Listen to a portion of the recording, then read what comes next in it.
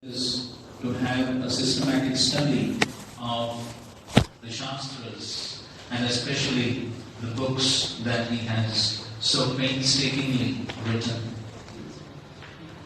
It was a great desire to have this course since many years. We had made feeble and futile attempts to start this course many years back, almost 10 years back.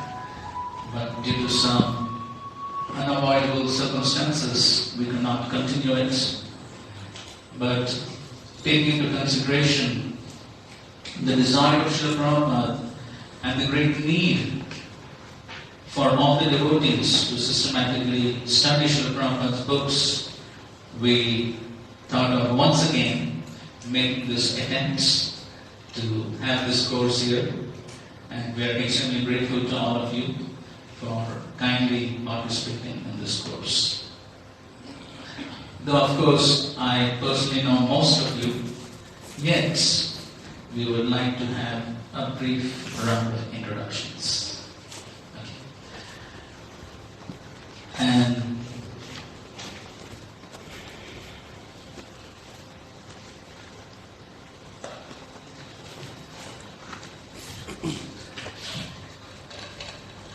we would request you to kindly answer 3 questions which I suppose will not be difficult to answer.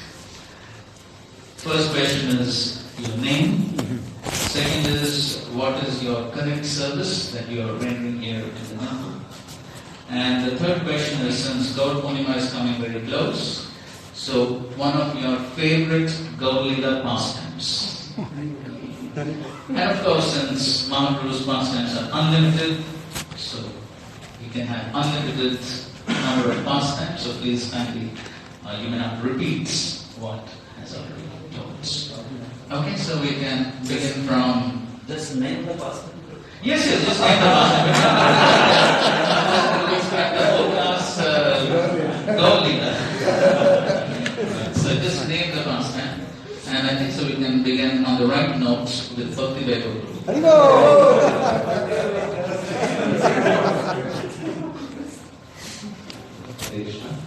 So my name is Bhakti Vaibhav. My current service, like I'm doing some youth preaching within the campus here. My favorite pastime is the deliverance of Jnana. Okay, thank you. Welcome. Hare Krishna, my name is Bharat Das.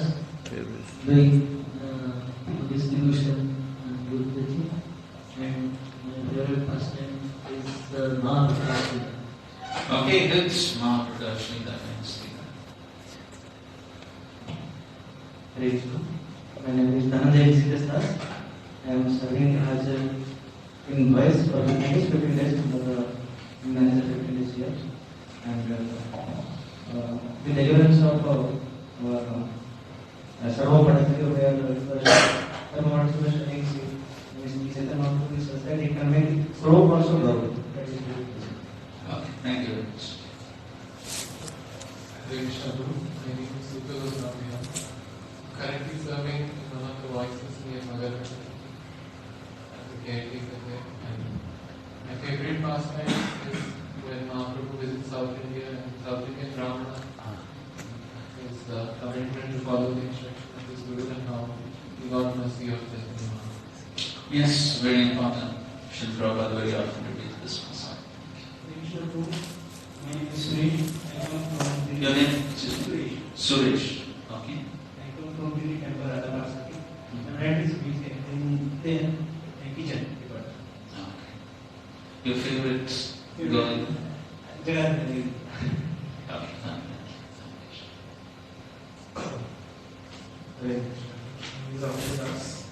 I'm serving in teaching and Balaji. My favorite pastime is of that Ramana visiting his house, accepting rice from Chaturamaku, accepting rice from. Yes. So you can 3 times you have to cook that one, right? Okay. Nice. Thank you. I'm Kanai Krishnadas. I am looking after courses here. Duly instructor for Bhakti Vaibhav and Bhakti Shastri courses. And my favorite pastime is conversion of Sarvabhauma. That's a repetition of those. Hare Krishna. My name is Mahat Sevadas. I am currently like coming from DYS and my brother was Nityananda in Navri. Okay, no, so it's good. Myself, Shivu, services and teaching. And favorite pastime is cleaning where doing some lessons from. That's quite opposite to your service, isn't it? I thought there's some southern pastime of Mahaprabhu something else. Okay, thank you. Hare Krishna. I am Saravakshan Das. Serving as vice president and Krishna. And my favorite pastime project is Holy Samadhi. Thank you. Krishna, I am Krishna Gaudas. I serve in Vidyashram and some services in GVC college. Along with that, I visit twice to Kolkata. My favorite pastime is Chaitanya Mahaprabhu's interaction with Sridhar Maharaj. Sure. Thank you. Hare Krishna. My name is Ras Kaviras. I am serving in youth teaching department, Pune and Kolkata. And my favorite pastime in Gaurila is Sanatana Goswami's escape and Lord Chaitanya instructing in Varanasi. Mm-hmm. Thank you. As for housing the last, my current service is for teaching and looking after priest work. My favorite pastime is Chaitanya Mahaprabhu meets with Chant Raja. Again, my name is John. Myself, Shankarananda Das, serving the housekeeping department. My favorite pastime is Mahaprakash Leela. Mm-hmm. Somebody else's favorite also is Mahaprakash. What about You have another favorite? Duki, Uki and Suki? Oh, My name is Vikram Krishnadas, currently serving in the education department. And my favorite pastime is the Rath Yatra pastime, where our Lord receives for the devotees. Where does it receive? Well, they directly come to Gambhira. And Katana. Gambhira. When devotees coming in, then Sarvam Bhattacharya is explaining about all the devotees. Thank you. Myself, Ranjur Karan Das. Now I am serving Ranjur Charan. So now I am full-time Pujari here. Mm-hmm. So my favorite pastime is Mahaprabhu's head in Jarikata College.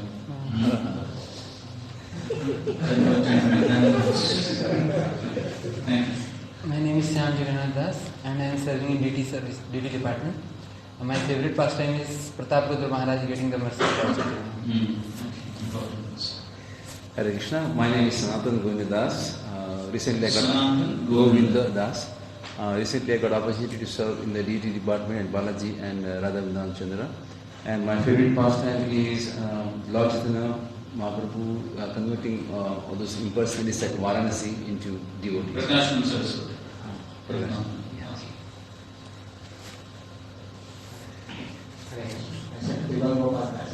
am serving as a caretaker in voice and in temple as that of beat services. And my favorite pastime, probably already told Prakashman Saraswati. Same way, basically Mahaprabhu debating with devotees using logic that Prakashman Saraswati. Okay. Thank you. Hare Krishna. Shankas. I am serving the DT service here. So my favorite pastime is Lord Chaitanya Mahaprabhu meeting Ramananda. Thank you. Hare Krishna. My name is Vijay Krishnadas. I am doing Seva Petrochem department. And my favorite pastime is Mahaprabhu taking sannyas. Sannyas Master. You also have plans? Oh, you issue process, he already has it under.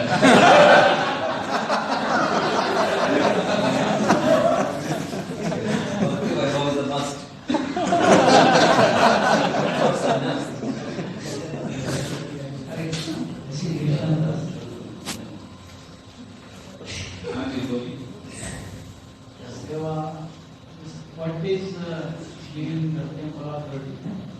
fully surrendered.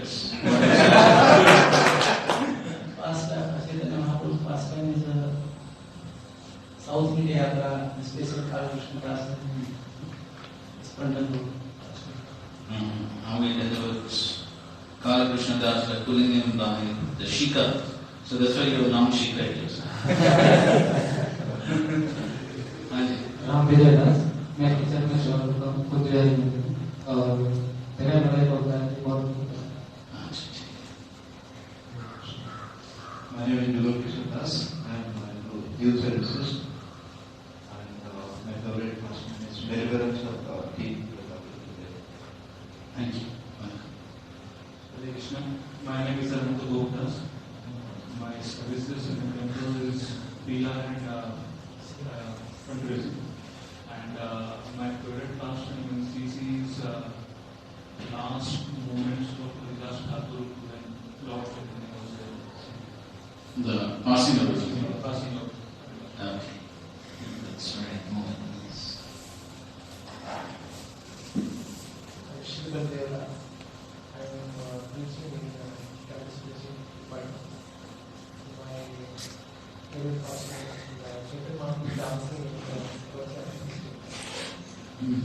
Thank you. Hare Krishna. My name is Govindas. Currently, I am engaged in foundation teaching, puja service also. So, my favorite pastime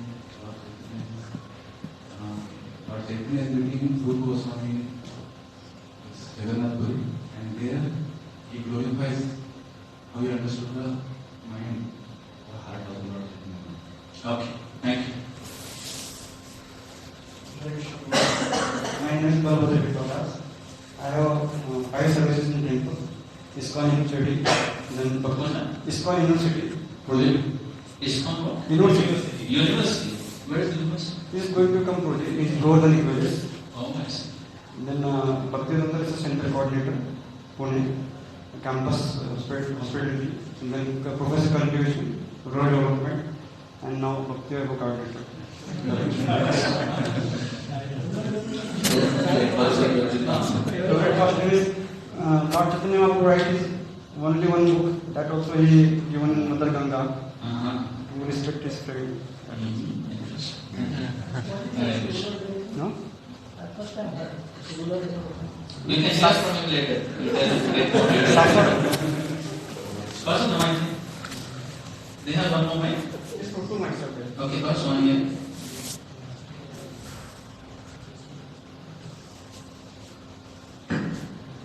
Hope you don't mind me standing.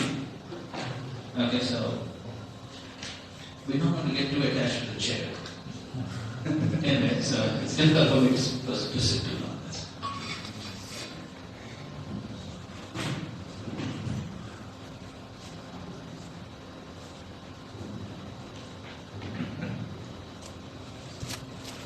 Hare Krishna. What do you see there? With books. With books, Srila Prabhupada's books. You see only the books? Okay, you see there's not bad along with these books, right? Okay, so we came to know that ISKCON Pune has the incredible and amazing achievement this year of being first in the marathon and third in the year-round book distribution. Correct? Evo. So yes.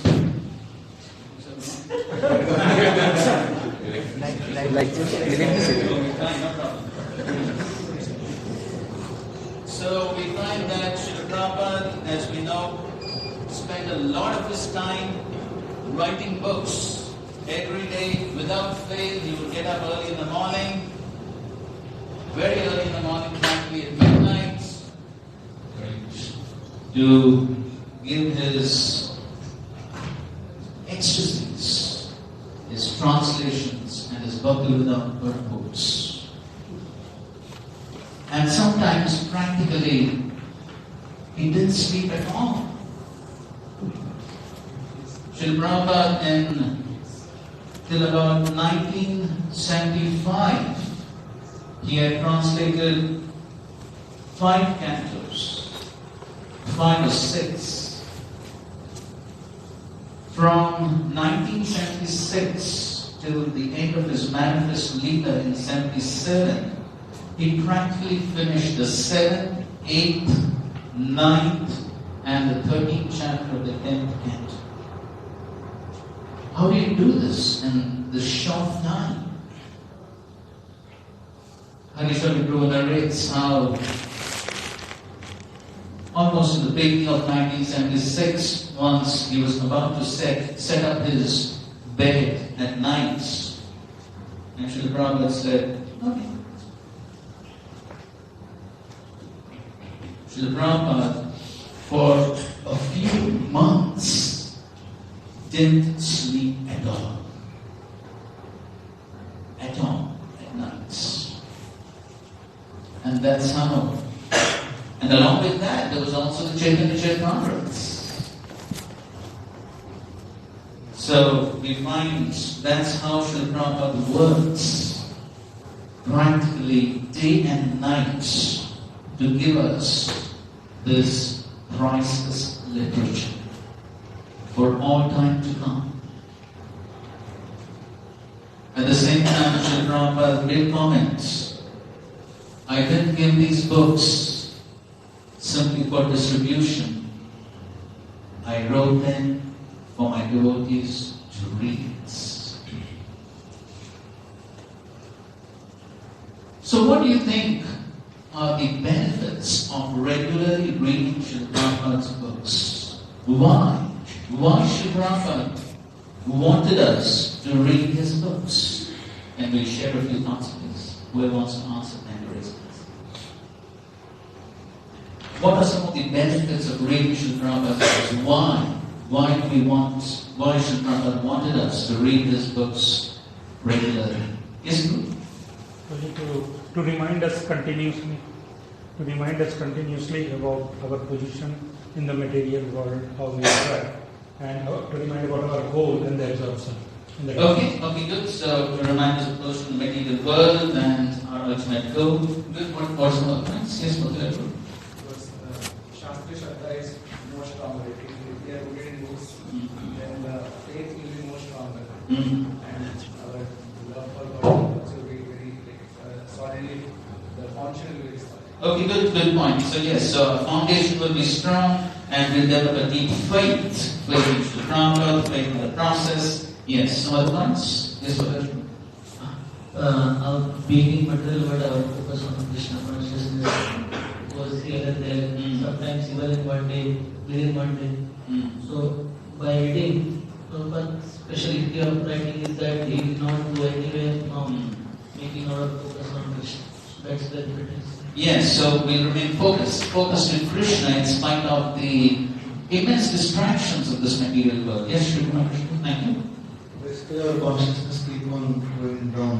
So to upgrade our consciousness regularly, reading will keep us in that direction. Yes, excellent point. Yes, so by regular reading, we can uplift our consciousness, which always tends to go down in the material world. That's the nature of the material world. Thank you. Also, as founder, we do understand Prabhupada's mode and mission. Yes, very important to understand Prabhupada's mode and mission. What do you think is the importance, or why is it essential for us to understand Prabhupada's mode and mission? What is the importance of understanding this? Would somebody like to share some points on that? Yes.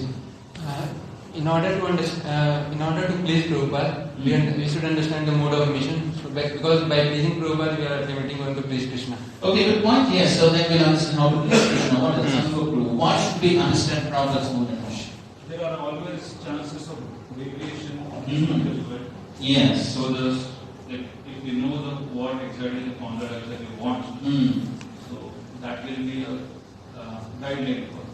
Yes, very important, because there's always chance of distractions, deviations in this world, and so therefore we can remain fixed in the teachings of our founder Acharya Srila Prabhupada by reading his books and understanding his mode and mission. Can you share one or two more points on the importance of understanding Srila Prabhupada's mode and mission? Yes, good. Take it up. Michael, yeah. When we try to preach, then when we understand Prabhupada's compassion, the compassion which was there not of Prabhupada, only then we can actually preach by understanding Prabhupada's mood and compassion, so that we can, because we don't have that compassion. From Prabhupada we can borrow from Father. Good, yes, so that we can understand Prabhupada's compassion and then follow his footsteps. Thank you. Yes, Deja. Prabhupada want to preach the word and village and towns, but now town in city, they are develop both develop big temple and right. We are not reading proper, so we are correlated to the village. Okay. So we are reading continually. Then we remember for this. Yes, and we'll remember the villages also. Right. Okay, yes, that's part of Prabhupada's mode and mission, and meditation will do some activity. So yes, okay. So coming back, so what do you think are some of the important points as to why should we read Srila Prabhupada's books? Somebody would like to add some more? Yes. Sometimes it's not speculation or sentimental uses. So philosophical understanding, so you will focus. Yes, very important. There's always a tendency for speculations and also syllogism and sentimentalism. So these are all the various problems of the medieval world, and to safeguard ourselves from all these various aspects, then yes, properly understanding philosophy is important. Yes? Prabhupada said books are the basis. So otherwise everybody needs their own opinion on how things should be done. Right. Just an extension of this point. But books are the basis. So right. There will be standard system. Yes, so that we have a solid basis of the books. So what do you think will happen if we are not regularly reading Srila Prabhupada's books? What could be some of the consequences of not regularly reading Srila Prabhupada's books? What could it be? Srila Prabhupada writes in one purport in Chaitanya. All the members of Krishna should read this, all the books. Right. Yes. If they don't read this regularly, then they simply eat, sleep and fall down. Yes, that's a good quote from Prabhupada when he writes that. How do you think that will happen? Or why do you think that will happen? If one is not regular reading, why will one simply eat, sleep and fall down? What's the connection? Because they will not be clear why they are there for. Mm-hmm. So, when they are regularly listen to the sound vibrations. And books are not different from Srila Prabhupada. Association of Mahabharata. Yes, very good. So if we are reading Prabhupada's book, that means we are associating with Srila Prabhupada. And that is the best one can have. Okay, good. So then by not reading, we won't have that association, and then there's a likelihood of sense gratification. Okay? Some other consequences of not regular reading Srila Prabhupada's books, you should put. To walk our talk, what we speak, to practice. Right. Okay, so that's what we are telling others to read, and so therefore, if we ourselves don't read, then yes, we can't expect others to do it. Good point. Yes, Prabhu. The organizational unity may not be maintained because if we are not reading Prabhupada books, we don't understand his mood. Okay, very important. So the organizational unity may not be maintained. Why is it so? Would somebody like to expand this more? Why would the organizational unity be affected by not properly understanding Prabhupada's books? A solution? Because when we do not read Prabhupada books, everybody speculates and they will deviate according to their own whimsical ideas. Right. And there will not be unity. Okay, excellent point. Yes, so therefore, yes, so everyone has gone their own way, and so many deviations, so many speculations, and so therefore the unity of the organization will definitely be affected. Maybe we can one or two more points on what are the consequences of not regular reading. I was answering different question that why we should read. Like Prabhupada also presents all the acharyas points in a very nutshell. Probably we may not be able to read everyone. At least if we can read Prabhupada, we can understand the parampara. Okay, we can read the parampara. Yes. Also, if we don't read Prabhupada books, either we will have great chance of deviation by Upasampradaya, which is traditional, or New Age philosophies. Yes. Which is modern. Right. So basically, yes. So many different types of deviations. At the same time, we find these days there are so many newer and newer books coming in the markets, even written by ISKCON devotees. So what do you think is the role of these books, or what should be our take, and what should be our reading of these books, or what should be the proportion? So what's your opinion and what's your understanding of the reading of other books, other than, of course, we're talking about books in Parampara, but not written by Srila Prabhupada? Yes, Shan? What I have heard, it's something like Prabhupada books are like the rice dal sabji chapati, and other books are like the chutney and So our main nourishment coming from Prabhupada books. Right. Okay. So what would happen if one makes the chutney the main meal? Can't digest. Yes, Prashant, indigestion, yes. So what's the indigestion as far as our spiritual lives are concerned? Like somebody can become dry and offend his own guru also. Like if they are reading with the adhikarics, like the permission and like they're taking care of their spiritual life. Some senior like Vaishnava books, that's okay. But without connecting to Prabhupada, and his mood and mission, if they read independent of that, then they may happen like, I'm more like a Sanskrit person, like I can be there can be chances of pride. Okay, there could be chances of pride. One is reading too many books and then one is not focusing on Srila Prabhupada's books. What would some other consequences be? Yes, Chandra. One will not feel connection with Prabhupada. Okay, so then what would be the consequence of that? If one doesn't And after some time get lost from this. Why? Why one should leave the moment if one doesn't feel connection with Srila Prabhupada? Because all the teachings are given in his books, and if he is not reading, he is not feeling connection. Okay, good points. Maybe we can take one or two more points on your understanding of reading other books within Parampara in comparison to Srila Prabhupada's books. Okay, where do you? The connection will be lost, so there will be more focus on external rather than internal. Okay, that's an important point. Focus on external, not internal. Srila Prabhupada being the recent most important Acharya, he knows best how to practice spiritual Krishna consciousness in present times. Right. So if we don't read his books but we read books, then we will not have the clarity of practicing Krishna consciousness the best manner. Right. Okay, good. Yes, so very important point. Especially Srila Prabhupada has written this book so that we can practice Krishna consciousness in a very practical way in the present age, in the present times. And so therefore, by not regular reading Srila Prabhupada's books, we may not exactly understand that. And so therefore, we say that's very important for us to read Srila Prabhupada's books regularly so that we understand his mode and mission, we understand proper practices of Krishna consciousness, we are able to effectively preach, we are able to walk our talk, and we also saw some of the consequences of not reading Srila Prabhupada's books regularly, and that is, there could be deviations, speculations, and so many things. And so therefore, even in terms of other books written by ISKCON devotees, bona fide acharyas, still we can use them as reference books, right? So the chutney and the sweet refers to reference books. We can use them as reference books, but our main focus or our main place from where we get our spiritual knowledge should be Srila Prabhupada's books. That emphasis should always be there.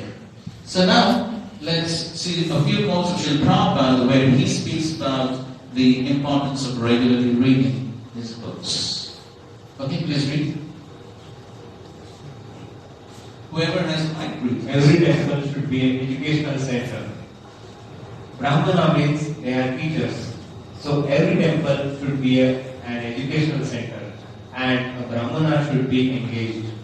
They should be properly educated and they should teach others also.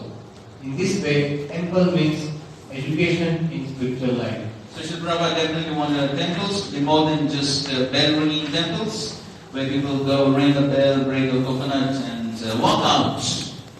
But what happens after they walk out? Nothing happens. So Srila Prabhupada didn't want the temples to be like that, but he wanted them to be universities, places where spiritual education is given and there is transformation in people's lives. Okay, this is what the was referring to. Somebody else read it. Chaitanya Charitamrita Madhya Leela 25.278.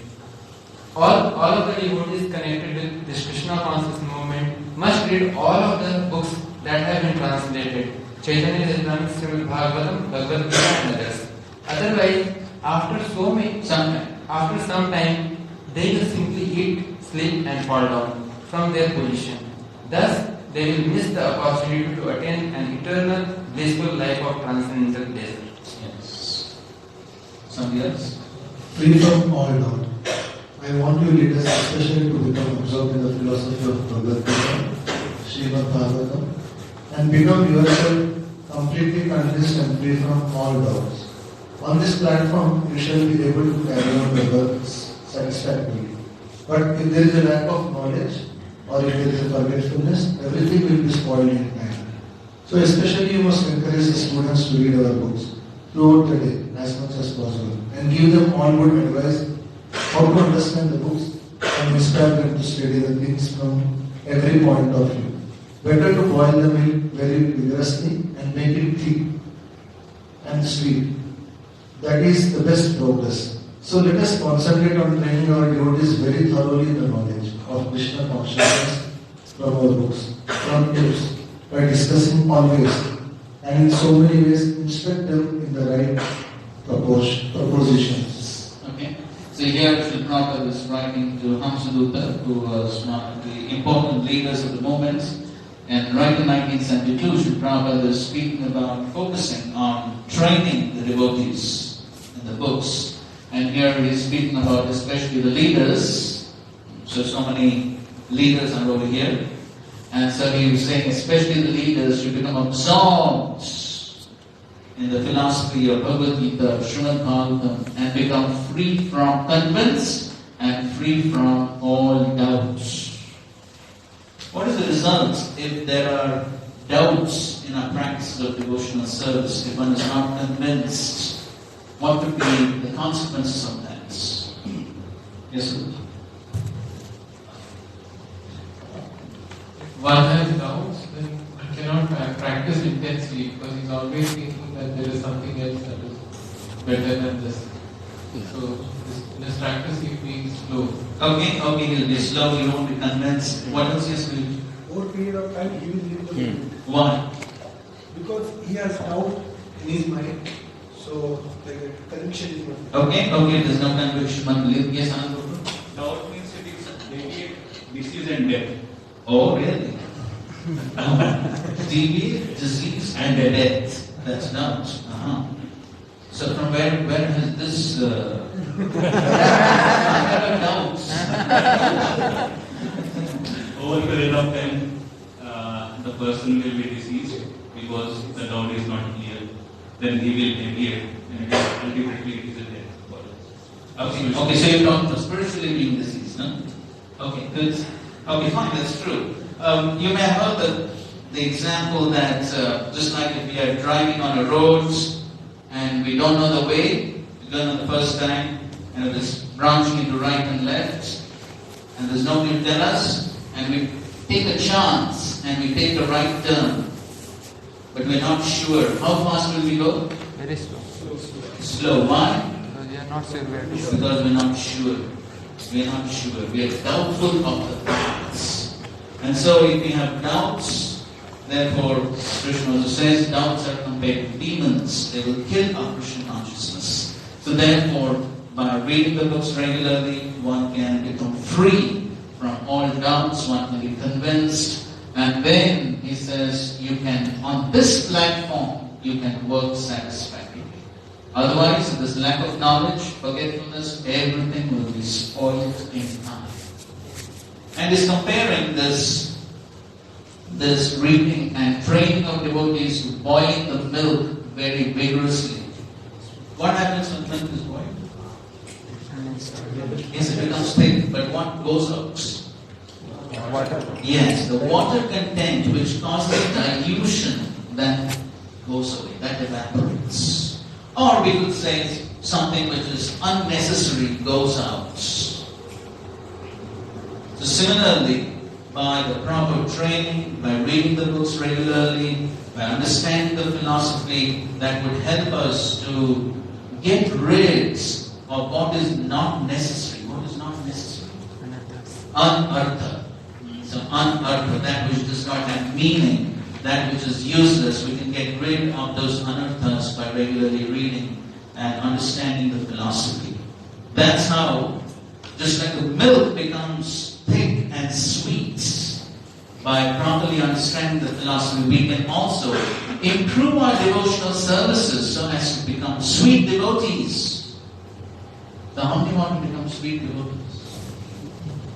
How many want to become great devotees? Okay, you can become great and sweet. Okay. But more important is to become sweet devotees, because Krishna will appreciate the sweetness of the offering. Okay, somebody else read this.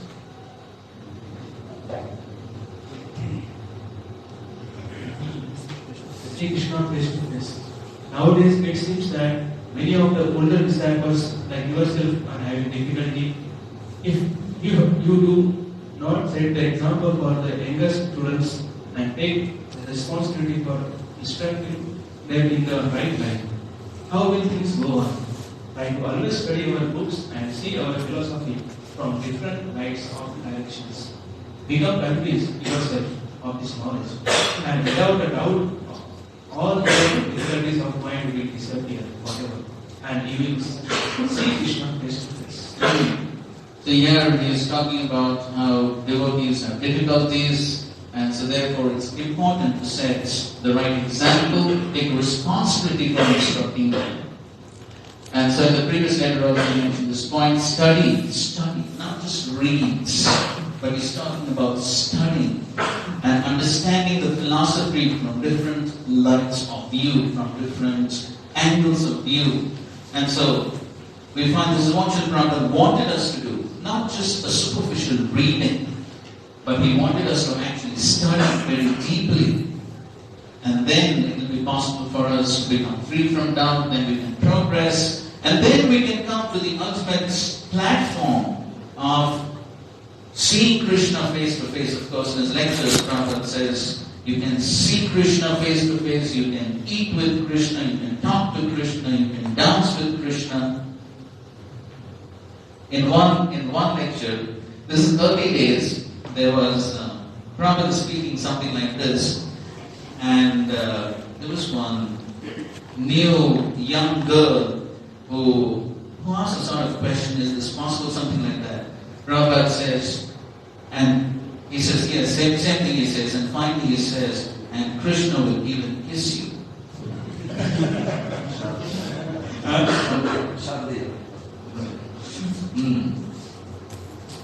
Okay. Steadiness. Yes, as a sannyasi and GVC, your first duty is to read my books. Otherwise, how will you preach? In order to remain steadily fixed in Krishna consciousness, there must be a sound philosophical understanding. Otherwise, it will become only sentiment. Whenever you find the time, please read my books. Prabhupada is right, Sasuri Maharaj. And so yes, sannyasi, GVC, they must read the books. Not that, okay, we only instruct others to read, whereas we don't need to. We are too busy doing so many things. It's too busy doing management and so many other things. We don't have time. But then Prabhupada is saying, but if you don't read, how can you preach? This is a very important principle to understand. Whatever goes in, that is what comes out. And if we're not regularly reading Srila Prabhupada's books, and then we will read so many other things and hear so many other things, that That is what will come out. That is what we'll preach. That's natural. That's a natural tendency. And so therefore, the more we read from Srila Prabhupada's books and Prabhupada's lectures, that is what we will speak. That is what we will preach. And that is what will carry the potency of the parampara. Prabhupada very often spoke of becoming transparent via medium of the parampara. And so if we want to become a transparent via medium, then it's very essential that we regularly read. Otherwise, the tendency is, if you don't know what Srila Prabhupada has spoken, the tendency is to speculate, or the tendency is to speak whatever we have heard and read from so many different sources. It may impress the minds, but it may not touch the hearts. The potency of the parampara may not be there. Prabhupada very often gave the example of the electric wire. It has to be connected to the socket. It has to be connected to the main powerhouse. Then there will be potency. Then the electricity will flow. We will have first-class wires. We will be speaking eloquently. We will be speaking very wonderfully. We will be mesmerizing people. People may be awestruck by what we are speaking, by the amount of information that we are downloading. But the important question is, will the hearts be transformed? That's the important question. And the heart transformation will take place to the degree we are connected to the parampara. And so therefore we find in the Srimad Bhagavatam itself, we find that any devotee, whenever he is asked a question within the Bhagavatam, he always refers to a previous conversation. So many times in the Bhagavatam, you find that. Towards the end of the Bhagavatam, prayers of the personified Vedas, you see that there is a long connection in parampara. It's one conversation in another. So nobody speaks on their own. Everybody refers to a previous authority. That's the way of speaking. That's the way of Shastric presentation. And so Prabhupada would often say that nowadays people say, I think, you think. What you can think? You're a nonsense person. What you can think and what is the value of your thinking? So therefore, the important point is that we have to present in parampara, and that's our preaching will be effective when that connection is there. And that's what Prabhupada is saying. How will you preach if you don't read it? The other important point is being steadily fixed in Krishna consciousness. Prabhupada is saying that if one is not regularly reading, then there cannot be steadiness. Then it can only be sentiment. Sentiment means what? Sentimental platform means what? Like some mental. Yes, mental platform. Mental platform means what? Yes, Raj. How I feel. Yes, that's the nature of the mind. What are the functions of the mind? Thinking, Sankalpa vikalpa, accepting, rejecting. That is mind. So mind functions on what I like, what I don't like. So today I like something, I accept. Tomorrow I don't like something. So if everything is going nicely, the way I want, if every devotee here is behaving just the way I want, if the Mahaprasad is just the way I want, if the temperature in this room is just the way I want, if everything is just the way I want, then yes, then Krishna consciousness is wonderful. But if there is some small problem, oh, it's so difficult. That is the mental platform. That is the sentimental platform. And so therefore, if one is not fixed on the foundation of a strong philosophical basis, the tendency is to not appreciate the foundation. We have this beautiful building. How many people appreciate the foundation of the building? Anybody appreciate this? But how is this building standing? On the foundation. Therefore, there is a tendency to neglect the foundation. If I read regularly, if I study the books, who will glorify me for that? But if I do something big, something which is tangibly visible, then yes, the whole world will glorify. Therefore, the tendency of the material world is to be fruitive, to think what are the fruits which will attract the minds of people to my achievements. And the tendency is to forget the foundation. So therefore, it's important that we understand that if the foundation is weak, then yes, when things are going well, it's all right. But when there's the great storms and the hurricanes, then the building with a weak foundation, what will happen? Collapses. So we hear sometimes in India especially, we hear of quite a few buildings and bridges collapsing. Because yes, there's a tendency to neglect the foundation, because after all, who sees that? But then, steady practices of devotional service require that strong foundation. And therefore, Srila Prabhupada keeps hammering these points again and again. It's so very important. In the Chaitanya Charitamrita purports, when Srila Prabhupada is describing about the growth of the Bhakti Lata, they are describing that how, just like for the growth of any plant, what is most essential? The water. So similarly, what's the watering for the Bhakti Lata? Yes. So it is the hearing and chanting that is the water. How long one needs to water the plant? Eternally. You cannot say, 20 years I water the plant. I think so it will stop. Does the requirement of the plant for water stop? No, it never stops. So similarly, the requirements of a strong sadhana practice continues forever practically. On the platform of Vedic sadhana bhakti, we do it by some compulsion, as an austerity, and later on, of course, there's a natural taste. But then that's like a watering process. And so therefore, the important point is, Srila Prabhupada mentions in that purport. In those purports, Srila Prabhupada very often uses that phrase, so-called mature devotees. He says the so-called mature devotees give up the hearing and chanting, thinking that it's not important. Usually we find new devotees, they have great enthusiasm, something new, something wonderful. And the mature devotees, those are advanced, they think, they're in humble, we are like neophytes, we don't know much. So they also remain fixed. Who lands up in problem?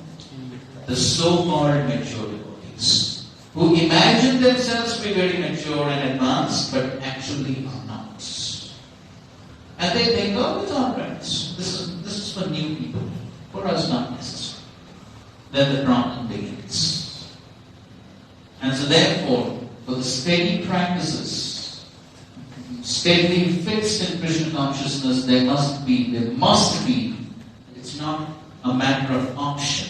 There must be a sound philosophical understanding. Otherwise, it will become only sentiments.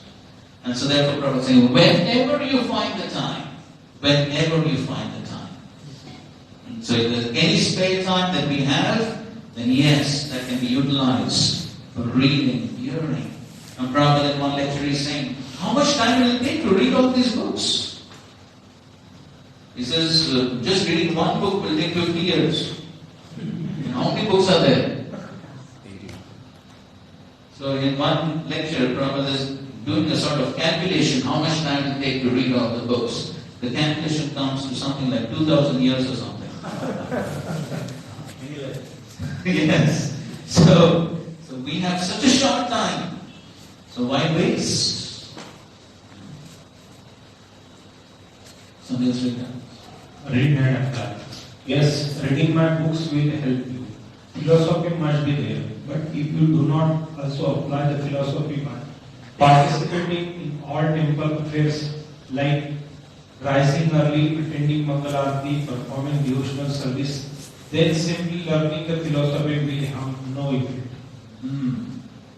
Here Sri Prabhupada is talking of another important aspect of not only just reading the books and studying the philosophy, but also practically applying that within one's practices of devotional service, following the instructions which Sri Prabhupada and the spiritual master have given, especially referring to rising early in the morning and then performing some practical services.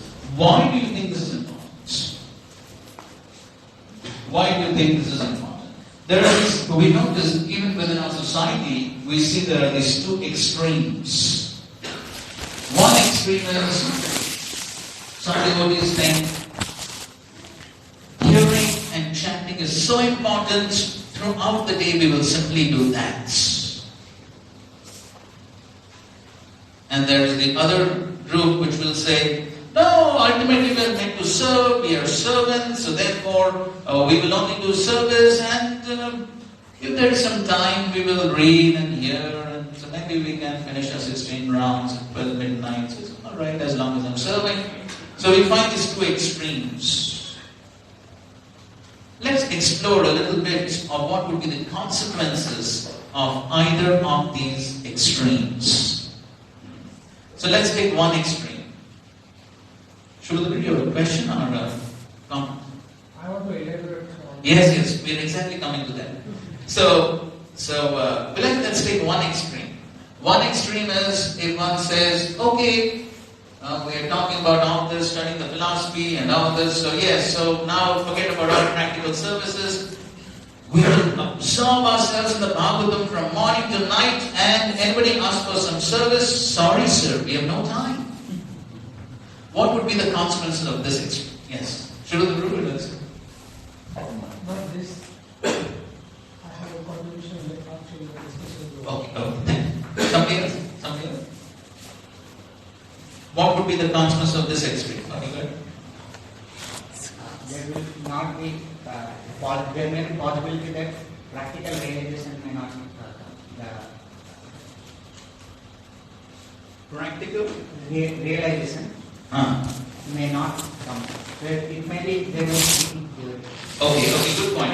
Very good point. Yet we would like to know a little more on why would that be so. I have two questions on this point. One thing is, why would there not be any realization? That's the first question. And the second question is, what's the importance of realizations within our practices of devotion service? Okay, let's talk about the first thing. What do you think is the connection between the philosophical understanding and realization?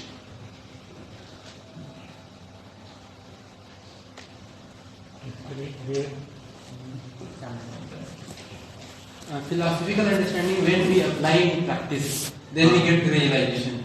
So if we are just hearing and chanting and we are not applying, so we may not get the realization. Here I just want to add one thing. Someone who is very exalted, whole day he may keep hearing because he has that natural inclination for Krishna consciousness. But if someone is struggling in the passion ignorance and he is doing this hearing chanting, then he is not doing with the practice. And he may not get the realization. Yes. So although he may keep doing hearing chanting, but he may feel that he is not becoming Krishna conscious. Right. Okay. Yes. Important point. Somebody like to add to that? Yes, Krishna. The knowledge is divided in three stages: Sambandha, Avidya, and Prayojan. Right. So the knowledge is basically beginning with Sambandha Jnana.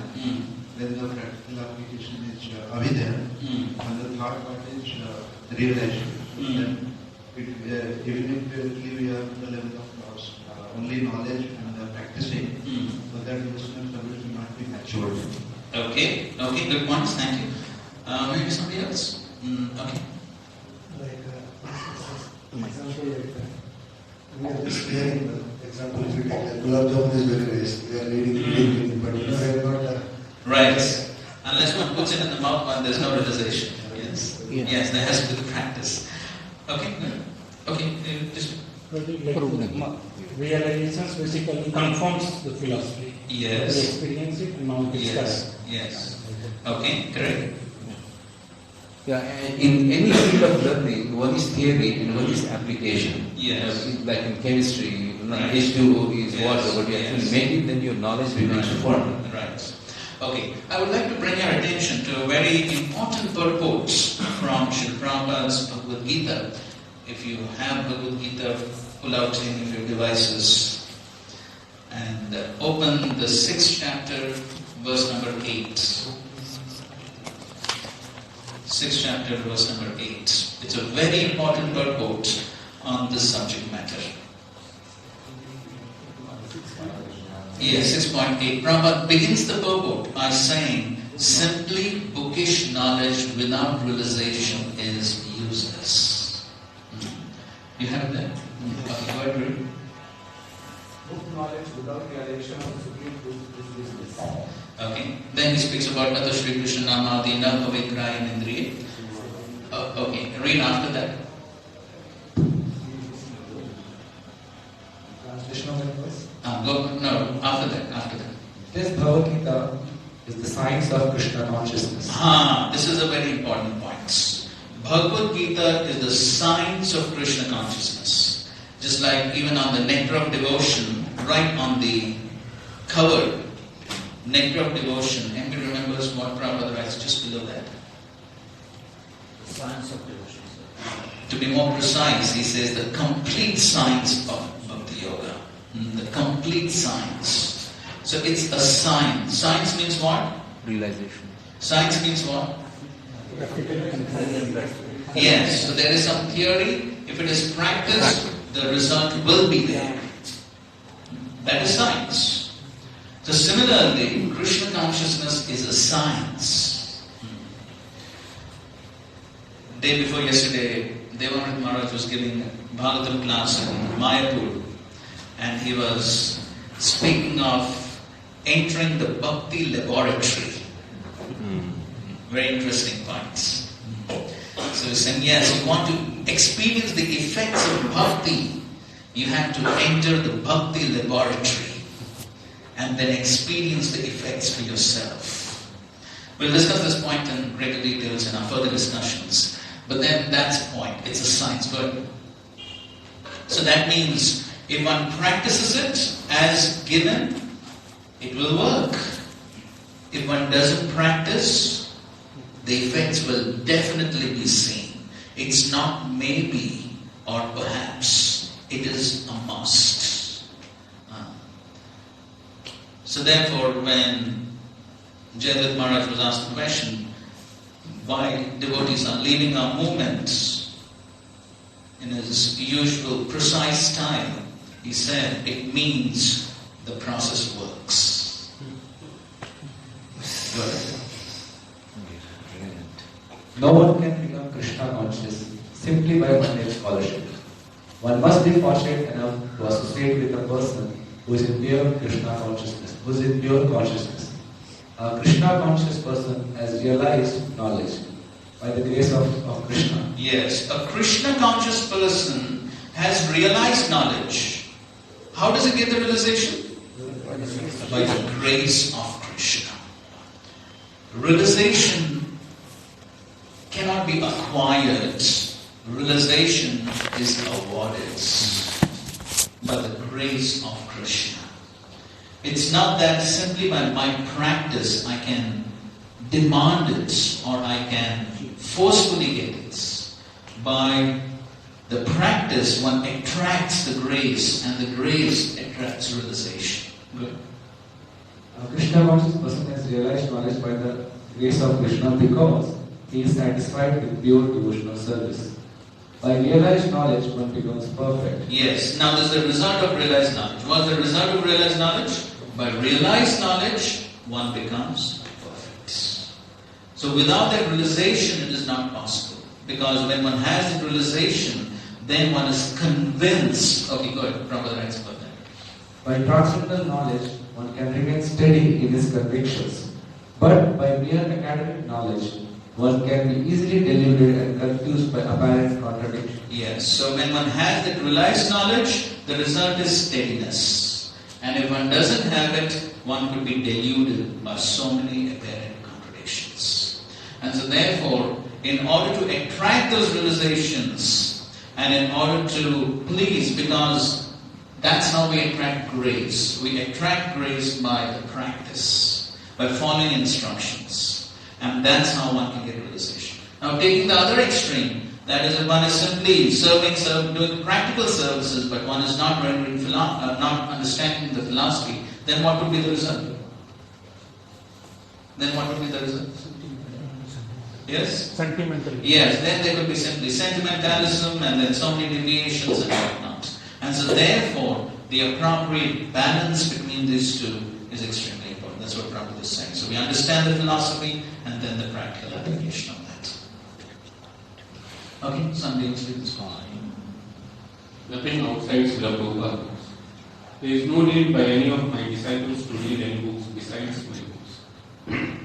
In fact, such reading may be detrimental to their advancement in Krishna consciousness, except in certain authorized cases, for example, to read some philosopher like Plato to make an essay comparing his philosophy with Krishna's philosophy.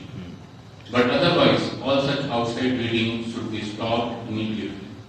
It is simply another broad reason. If my students cannot even read my books thoroughly, why should they read others?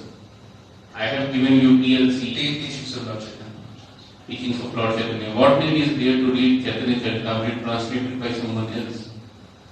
You are right to stop such reading. Okay, so Prabhupada himself is saying yes, there's no need to read other books. Okay, we'll discuss on this point a little more detail maybe sometime later in the discussions. But then we already discussed to some extent as to what could be the consequences if one is not focusing on Srila Prabhupada's books. So these are some of the important quotes and references from Srila Prabhupada's own writings and letters as to the importance of reading these books regularly. Before we proceed ahead, any clarifications on these points? Please, Raj. I want some little more clarification. You mentioned two extremes. Some person was just rendering services and they are saying that we don't have time for it. On the other hand, someone just doing hearing chanting.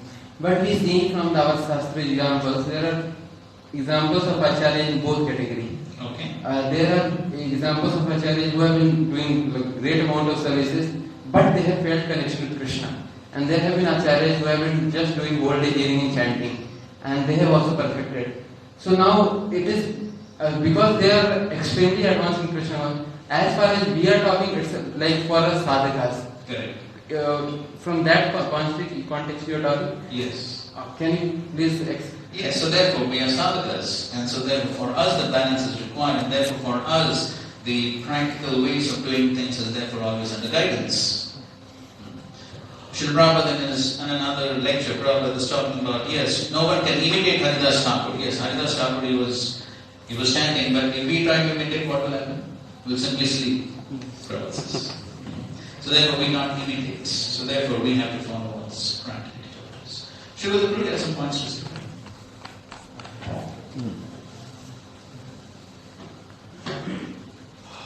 About these extreme behaviors, basically adhikar is very important. Yes. That's maybe about services, it may be about sadhana. Right. And especially as I observe, it is mainly about who is guiding him. Yes, that's right. Like if somebody stays with Haridas Thakur, like Prostitute associated only for 3 nights, she started immediately chanting 192 words. Correct. So it's a matter of associating. Yes. If you associate with somebody who is constantly busy physically, so we can be like full-time cook and whole day just cooks for whole life. So it's possible. It's an association and adhikar. Yes. Yes, good point. Thank you. So, he said that Yasya Devi Parabhakti Devi Tadavu, Yasya Prakasham Dema. Right. That knowledge will be revealed to those based on the Lord and the spiritual spirits. So what is the connection with this reading and please explain? Okay. Of course, you may know it already, but since you're asking, So of course, that's what Prabhupada is writing over there.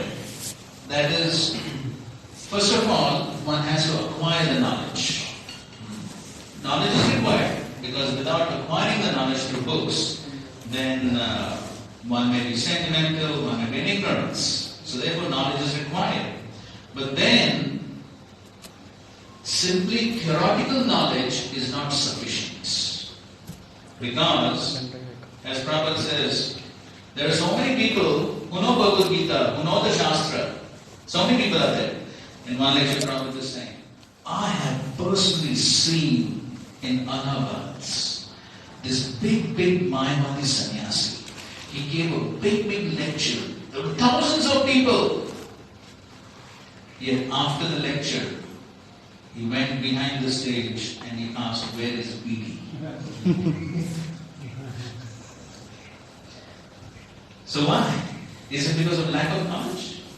Knowledge is there, but there is no conviction to live by that knowledge. Why? Because there is no realization.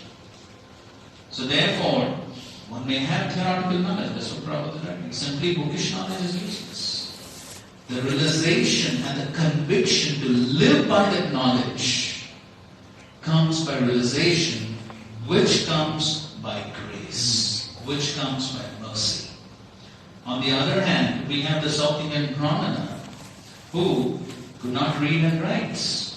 But because his guru told him to read, he's still trying to read. He's still trying to read. But because he was simply following the instruction of his spiritual master, by the grace of his spiritual master, he got the grace of the Supreme Lord Shri Chaitanya. So therefore, the reading is essential.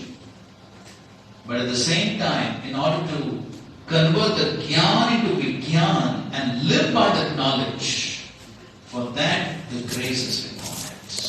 And therefore, following the instructions of the spiritual master is on the coach from the same. When we apply, follow the instructions, then that attracts the grace, and then we'll be able to actually live by that knowledge. Divyagyan Hridaya Prakashito. It is revealed. It's realization which actually helps one to put that knowledge into practice. That's my answer. Okay. One last question before we proceed. Two extreme possibilities. One is more into like sadhana, like reading, hearing oriented, or chanting, or somebody is like doing seva oriented. So how to maintain that balance? Yeah, so we take guidance for that, and so according to superior guidance, we can try to maintain the proper balance. Of course, Srila Prabhupada himself in his own teachings has given us the balance. Srila Prabhupada himself gave us the balance. Bhagavatam class in the morning, Bhagavad Gita class in the evening. So at least 2 hours, that means at least basic minimum of 2 hours of reading and hearing. And of course, Prabhupada in his letters, on his letters said, read 1-2 hours in addition. So yes, and at the same time, throughout the day, then render practical senses. So Prabhupada himself has given us that balanced program. And of course, in previous days, they would call this as the sandwich program, if you've heard of it. So morning, evening, exclusive remembrance of Krishna by the sadhana practices, and then throughout the day, render practical senses. Okay. Yeah, one question. I think so we can take questions later. Okay, coming to the Srimad Bhagavatam. What is the Srimad Bhagavatam? Here we have a quote from the Madhya Lila, 20th chapter, verse 144, which is a quotation of the Guru Puran, something like this. The meaning of the Vedanta Sutra is present in Srimad Bhagavatam. The full purport of the Mahabharata is also there. The commentary of the Brahma Gayatri is also there and fully expanded with all Vedic knowledge. Srimad Bhagavatam is the Supreme Quran, and it was compiled by the Supreme Personality of Godhead in his incarnation as Vyasdev. There are 12 cantos, 331 wide chapter and 18,000 verses. Okay, so this is what is the Srimad Bhagavatam. It is basically the meaning of the Vedanta Sutra, the commentary on the Vedanta Sutra given by the same author, and it is also contained the purport of Mahabharata, the Brahma Gayatri, and the number of chapters and verses I mentioned. Okay, so this is another quote from the Madhya Lila, 22 chapter 145. These are the teachings of Sri Chaitanya Mahaprabhu to Prakash and Saraswati. In that conversation, he's talking about all these things. So let's recite this verse together. Sarva Vede Vihyasanam Saram Saram Samudritam. Somebody with the translation in the short words. The essence of Vedic literature and all histories has been collected in Srimad Bhagavatam. Yes, can you go short? Srimad Bhagavatam was collected by the incarnation of God, Vyasadeva, and it was later taught to his son, Vijay Goswami. This is from Srimad Bhagavatam 1.3.1. Okay, so this is the essence, Saram, is the essence of all the Vedic literature, the Itihasas. So this is the essence of everything. Sorry. Okay, so this is a quote from the 12th canto of the Bhagavatam, 12, 13, 15. Okay, so let's recite this verse. Sarva Vedanta Saramhi Srimad Bhagavatam Ishyate Tatra Samrita Kritasya Nanyam Tasya Pratikvachit. Translation. Srimad Bhagavatam is accepted as the essence of all Vedic literatures and Vedanta philosophy. Whoever tastes the transcendental meaning of Srimad Bhagavatam is never attracted to any other literature. Okay, so once one tastes this, which is the Sarva Vedanta Saram, the essence of all the Vedanta, then Tatra Samritam Triptasya, one becomes fully satisfied and one is not attracted to anything else. Okay, so these are some verses of glorification of Srimad Bhagavatam from the Krishna Lila Stava by Sanatana Goswami. Verse number 412 and 413. So let's recite these verses together. Sarva Shastra Vipiyusha Sarva Vedaika Satpala Sarva Siddhanta Natya Sarva Lokeka Riprada Sarva Bhagavata Prana Srimad Bhagavata Prabhu Kalidvanto Natya Shri Krishna Parivartita.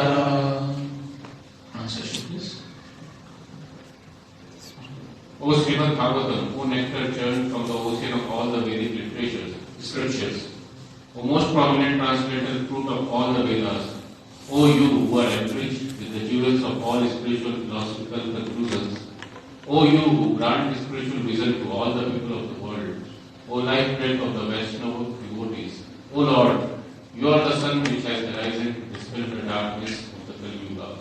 You are actually Lord Krishna who has returned among us. Okay, so the Srimad Bhagavatam is not different from Krishna, and so therefore we can worship Srimad Bhagavatam like Krishna, and Sanatana Goswami is praying to the Srimad Bhagavatam, and he's saying it's nectar churned from the ocean of all the Vedic scriptures. So this is like the essence of all the Vedic scriptures, fruit of all the Vedas, and he says by reading this one can get the spiritual vision. So now our vision is material, contaminated by understanding, by reading, understanding Srimad Bhagavatam. The material vision will be changed to spiritual vision, whereby one can have a proper understanding of everything in this world. And he says it's the life breath of the Vaishnava devotees. The prana for the Vaishnavas, very dear to the Vaishnavas. The prana is the Srimad Bhagavatam. And so therefore, for the devotees, very dear, very important, and by this the darkness of Kali Yuga will be dissipated. Okay, the next verse. Paramananda Varnaya Prema Varshaya Te Sarvanna Sarvasevaya Shri Krishnaya Namaste. O Srimad Bhagavatam, I offer respectful obeisances unto you. By reading you one attains transcendental bliss. For your syllables rain pure love of God upon the river, You are always to be served by everyone, for you are an incarnation of Lord Vishnu. His offering is respectful obeisances to Srimad Bhagavatam, because by reading one attains transcendental bliss, because no difference between Srimad Bhagavatam and Krishna, every syllable is representing the Supreme Lord, and so therefore by reading Srimad Bhagavatam one can achieve that pure love. And so, Sarvanda Sarva Sevyaya, so supposed to be served by everyone. So by serving the Srimad Bhagavatam, by reading the Bhagavatam, as Prabhupada explains, there is the book Bhagavad, there is the person Bhagavad, and by serving them, that's how one can destroy all the anarthas within the hearts, and one can be situated on Nishna Bhakti. Ultimately think of God. Okay, next. Madekavato Matsangin Madguru Madmahatma Madnistarga Madbhagya Madananda Namaste. O Srimad Bhagavatam, O my only friend, O my companion, O my teacher, O my great wealth, O my deliverer, O my good fortune, O my bliss, I offer respectful obeisances to you. Okay, so it's considering Bhagavatam as the Bandhu, Ekabandhu, the only real friends. And Prabhupada explains 3 types of friends. What are they? Mitra, Bandhu, Suretra. So he explains. So the real friend, the real well-wisher is the Srimad Bhagavatam, the only companion. So you know that famous, you might have heard of the famous pastime of Mahavishnu Swami. You must get married in the Bhagavatam. So yes, so accept the Bhagavatam as one's only companion throughout one's life. And that will result in really good fortune, Madbhagya. So therefore is offering obeisances and respects to Srimad Bhagavatam. Asadu sadhu taranayam natini chochatarika anam charapada chinma premadarit prantayo sura. O Srimad Bhagavatam, O giver of saintliness to the unsaintly, O afflictor of the way fallen, please do not ever leave me. Please become manifested upon my heart and my thoughts, accompanied by your law. So Asadu, Sadhu. So the Asadu can become Sadhu by reading, practicing the Srimad Bhagavatam. That's how one can get rid of all the demoniac qualities, tendencies which are there within our hearts since time immemorial, and actually become a sadhu with saintly qualities. That's possible by reading the Srimad Bhagavatam. Of course, when we speak of reading, the application definitely has to follow. And so then, Ati Nichocha Tarika, the one who's Ati Nicha, very, very fallen, can also be elevated and cross over this material worlds. And so therefore he's praying to the Bhagavatam, please do not leave me. So please always be there for me, to always accompany me. And in this way one can ultimately achieve pure love of God by becoming manifested within the heart and the throat. So yes, not only the throat, we can speak, but then it also has to enter the heart and manifest within the heart, create transformation within the heart. That is what is essential. Okay, and these verses from the Bhagavatam itself. Idam Bhagavatam Nama Puranam Brahma Samhitam. So the Srimad Bhagavatam is the reincarnation of God. And this is how the various cantos of the Bhagavatam also represent the transcendental form of the Lord. So it's the first 2 cantos, the stool of his feet. The third and the fourth are his thighs. Fifth is his waist. Sixth is his chest. Seventh and eighth is 2 strong arms. Ninth is neck.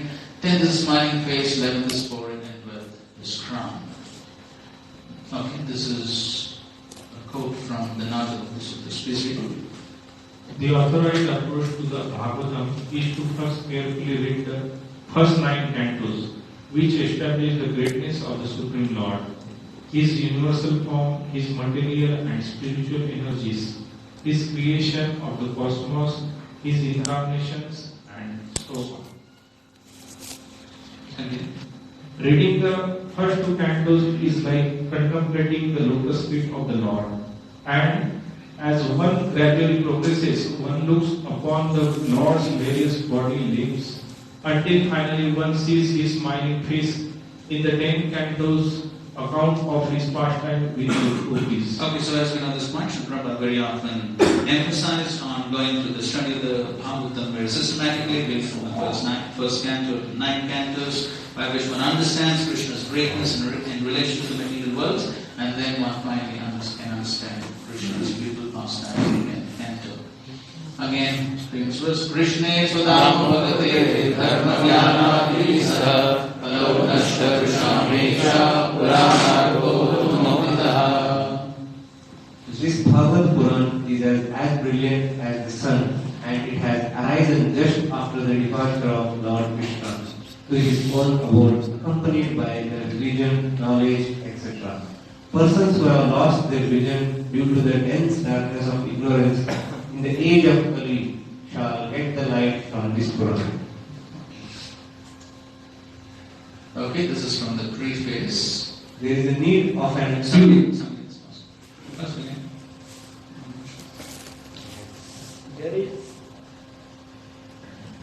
There is a need of a clue as to how humanity can become one in peace, friendship, and prosperity with a common cause. Srimad Bhagavatam will feel this need, for it is a cultural presentation for the re-spiritualization of the entire human society.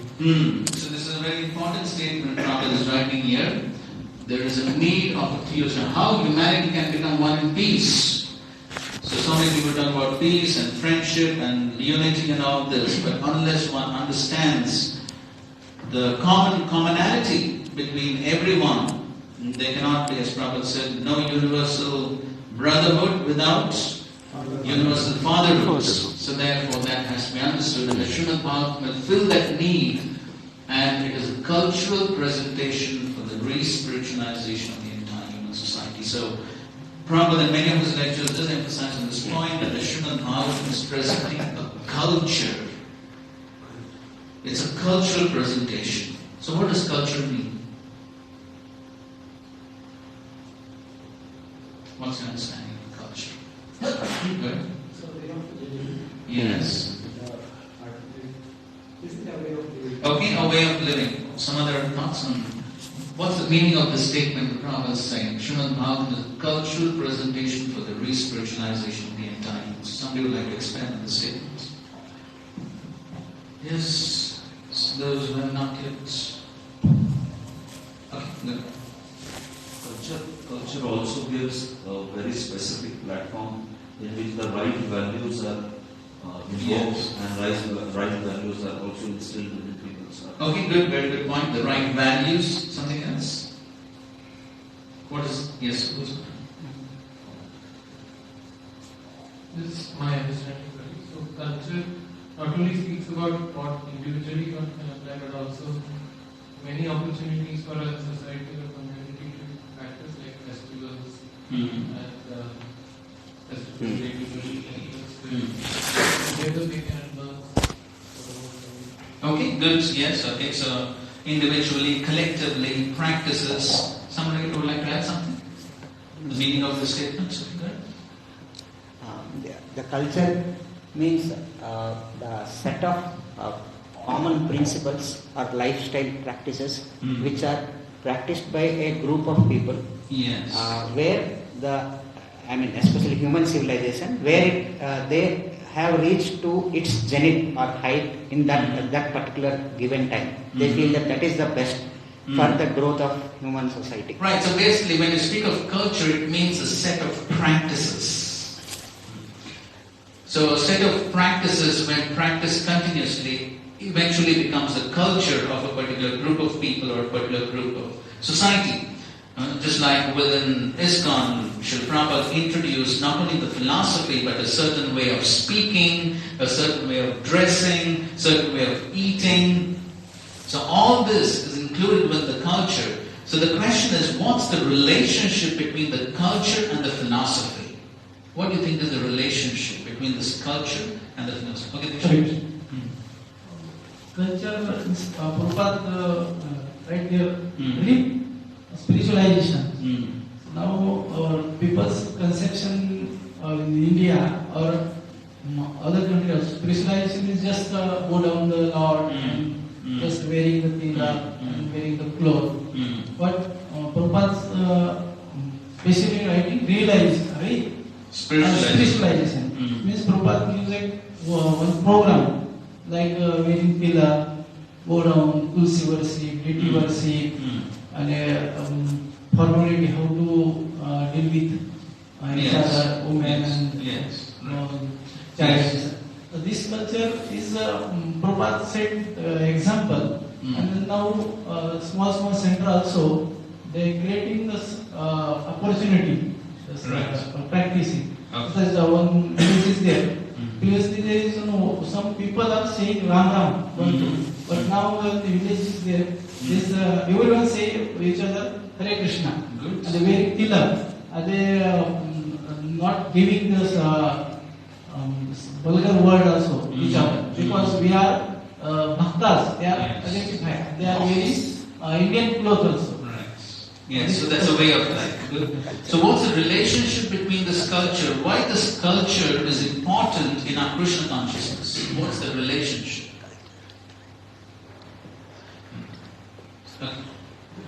This philosophy, you asked that relation between philosophy and culture. So philosophy is again, like you can understand, is more of theoretical aspect, and culture when it is practiced. So then Prabhupada talks about the re-spiritualization. So when it is practiced at a larger scale, then as we said, that things will be implemented, we will be started following those things knowingly, unknowingly in our life, and definitely it has its own benefits. Okay, good. Somebody else? Okay. We get experience of the philosophy through the culture. Okay, an experience of the philosophy through the culture. Good. What else? Somebody else? Yes. You already said something. Somebody else? Yes, parts of the group.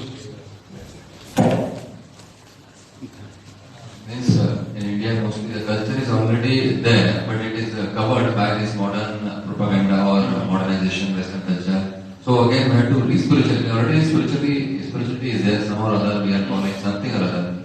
But we have to reinculcate or re-spirituality, so we can once again come back to our original position.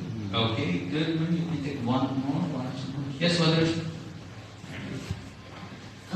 Every culture describes what is their philosophy automatically. Just like in the modern time, people want to enjoy. So by their dress, by their talk, by their aspirations, by their lifestyle, everything, we can understand what is their philosophies. In the similar fashion, culture and philosophy has a very great connection with each other. The Vaishnava philosophy is there, then it has to be presented in the culture, otherwise it will just philosophy. Yes, so basically the culture creates the proper atmosphere, the proper environment where the philosophy can be understood. So if the proper culture, the proper dealings, the proper behavior is not there, how many people will simply be attracted to the philosophy? Recently in Mayapur, His Honor's Bhakti Damodar Maharaj was giving a class, and he was mentioning this point about how Kamsa was not affected by Vasudev's philosophy, but then he definitely was affected by his character. When Vasudev said that, yes, I will hand over every child that's born, he had full trust in Vasudev's character. And then that's what changed him, changed his behavior. And so therefore, one develops great faith in the philosophy when there is the appropriate culture. When the appropriate practices are there, when the appropriate dealings, the trust is created, the faith is created, and that's how one can actually appreciate the philosophy. Otherwise, therefore, Srila Prabhupada in a purport in the Bhagavad Gita, I suppose it's the last verse of the 8th chapter, Prabhupada writes, the study of the Vedas is not meant simply for armchair speculation, but for the formation of character.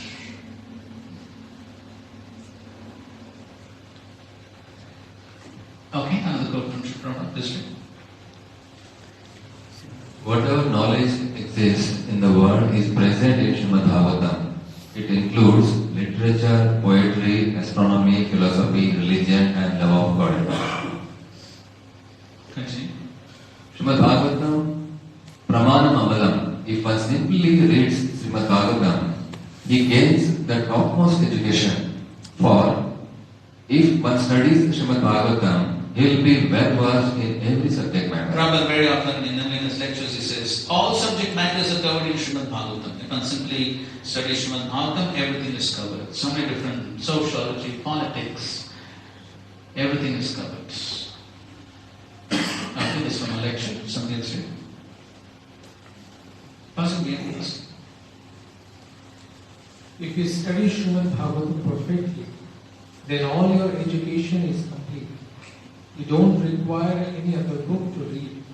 You get from Srimad Bhagavatam all material and spiritual knowledge. And at the end, Krishna. This is the profit. Yes, everything, material and spiritual knowledge. Okay, so we have these 2 degrees for studying the Bhagavatam, Bhakti Vaibhav and Bhakti Vedanta, and a final quote from Sri Prabhupada. This is Bhagavad Dharma. To study Srimad Bhagavatam very carefully. Every knowledge is there. Imva Bhagavad Ishvara. There is no need of reading any other book. The perfection of life is to understand God. So by reading Srimad Bhagavatam, Sadhyaha, immediately, Hridhi, Anu, Avarudhate, Ishvara. The Supreme Personality of Godhead, by simply reading Bhagavatam, is already there, but immediately he is realized. That is perfection of life. Yeah, Shri Prabhupada ki Hare Krishna. So this was a sort of introductory class on the importance of reading Shri Prabhupada's books. What are the benefits, what are the consequences of not regular reading, and we also saw the glories of the Srimad Bhagavatam. And so tomorrow we would begin with the actual study of the first canto, beginning from the first verse. Okay, so just a few points on the schedules and something you want to say. Yeah, I just want to show them the schedule. Then we have some things to share tomorrow. You want to say something?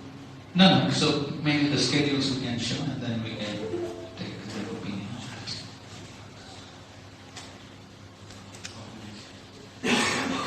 In the meantime, if somebody has any other questions or clarifications on the course per se,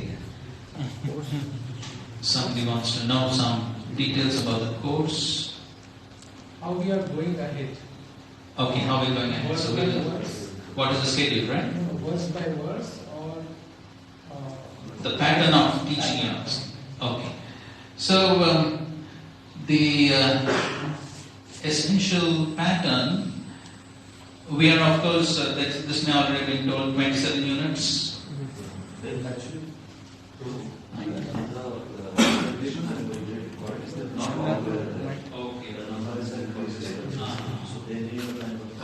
Okay, so we will tell that also. So basically, we are following in general, we are following the micro-institute pattern. Though it may not be exactly that we're sticking to it, but in general, a general overall pattern we are following. And so there they have divided the first 6 cantos, that is the Bhakti Vaibhav, which is the first 6 cantos, into 27 units. Each unit we are covering, as far as the brahmacharis are concerned, we are covering in 2 weeks. Every unit we are covering in 2 weeks, 4 days per week, 2 hours each. Okay, so that's how we are covering every unit. And as far as the pattern of teaching of every unit is concerned, right, so yes, total 27 units.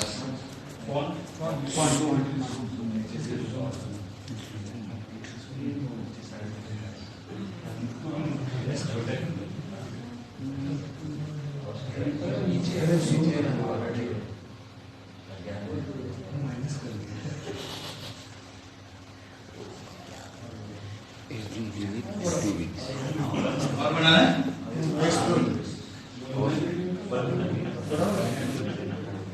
175.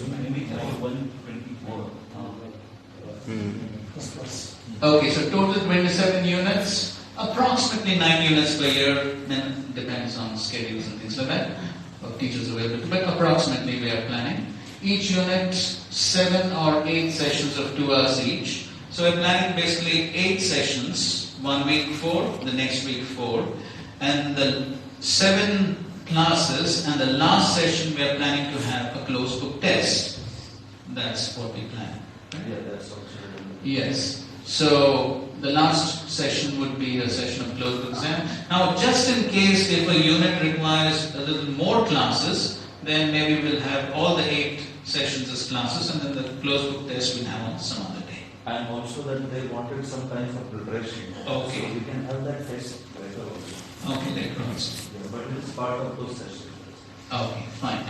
Of course, since we would also be giving the questions beforehand, right? Yes. So if you want to do preparation before itself, before the teaching actually begins, or as the teaching is going on, so that's also possible.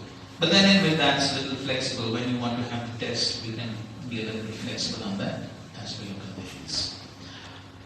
So 1 closed book exam per unit.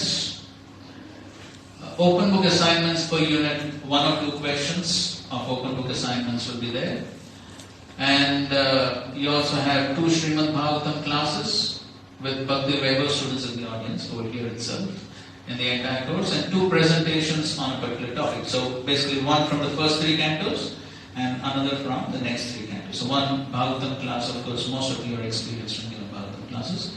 So like any other Bhagavatam class, from the first 3 cantos and then from the next 3 cantos, and similarly 1 presentation on a topic from the first 3 cantos and topic from the next 3 cantos. And the shloka test, there are total 70 verses that need to be memorized for the entire course. And attendance is 75% per unit. Now, according to the Board of Examination Standards, the definition of a unit is about 10 chapters. So, therefore, we would say that 75% attendance as per our standards would be 75% attendance for 2 units. Okay, according to our standards, it's 75% attendance for 2 units, because for us each unit is about 3-4 chapters. The Board of Examination standard is 75% attendance for each unit, but for them each unit is at least 10 chapters. Okay, so we are keeping it as a standard 75% attendance for 2 of our units. But of course, the ideal attendance we should aspire for should be definitely 100%. Okay, so only if there is a real need for not attending a class due to some emergency,